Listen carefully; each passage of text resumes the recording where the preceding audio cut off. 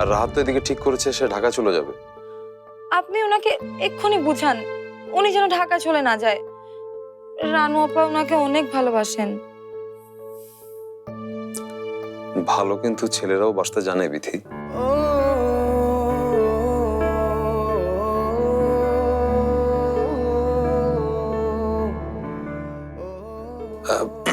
Sorry, আপনাকে বোধহয় এইভাবে বলাটা আমার উচিত হয়নি। না, ঠিক আছে। আর রাহাত কিন্তু এটা বলে দিয়েছে কাল রেহানা আন্টির ওখানে আপনারা গেলেও ও যাবে না। কাল রেহানা ফুপুর দাওয়াত? রাহাত ভাইকে দাওয়াত করেছে রেহানা ফুপু? আমরা তো কিছু জানি না। কিছু হলে ফুপু তো সবসময় আমাদের আগেই বলে। তোর নাকি জরুরি কথা ছিল? ছিল। অসুবিধা নেই, আমি নতুন মানুষ, আমার সামনে বলতে পারো, কোনো অসুবিধা নাই। না না থাক, পরেই বলবো। এমনি অনেক রাত হয়ে গেছে, মা বকবে। ও তাহলে এই কথাটাই ঝর্ণা কাল আমাকে বলতে চেয়েছিল। চুপ কেন বিথি? রাহাত ভাইকে এখনই একটু বুঝান প্লিজ, না হলে সর্বনাশ হয়ে যাবে। আপনি বুঝালে রাহাত ভাই বুঝবেন। আসলে রাহাত এতটাই ক্ষেপে আছে যে এর মাঝে ওকে বোঝাতে যাওয়াটা। আচ্ছা ঠিক আছে, আমি এরপর চেষ্টা করে দেখছি।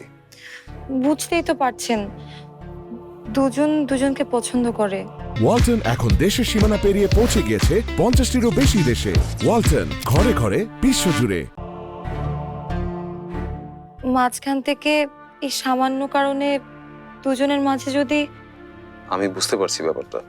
আমি কাল সকালে একবার ফোন করব আপনাকে। হ্যাঁ শিওর, কেন নয়।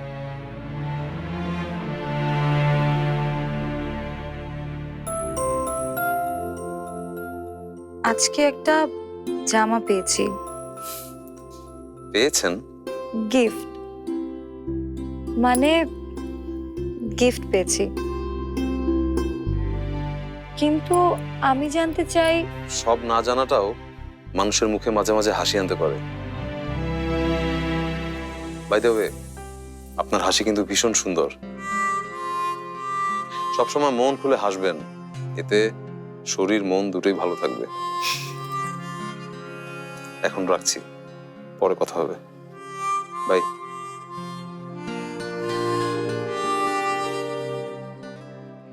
সব না জানাটাও মানুষের মুখে মাঝে মাঝে হাসি আনতে পারে। বাই দ্য ওয়ে, আপনার হাসি কিন্তু ভীষণ সুন্দর। সবসময় মন খুলে হাসবেন, এতে শরীর মন দুটোই ভালো থাকবে।